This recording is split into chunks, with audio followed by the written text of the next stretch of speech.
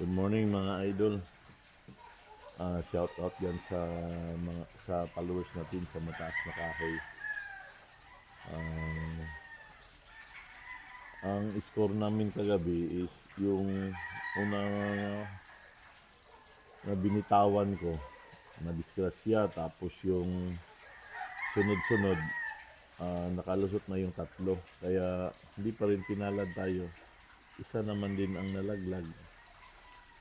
Kaya ano talaga, doon talaga masukat natin yung pinaghandaan natin na siguro hindi pa nabuinas kasi yung mga manok, magandang performance lahat, talagang ano lang, hindi pa inabot ng swerte. Kaya ang masasabi ko, kung i-rate natin, ah, ang mga manok natin nakahanda na, no? Lahat ang kalaban natin nakahanda din sa ano talaga, para sa akin talaga mga 85% ang pagkasa ng tari. Kailangan ang tari mo pares-parehas lang ang tari sa pagkasa na sa pagkasinta.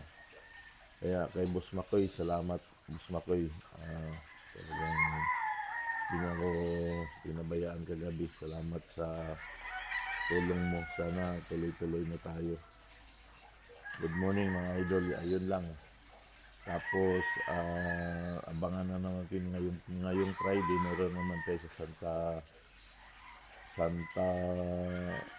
Santa Rita.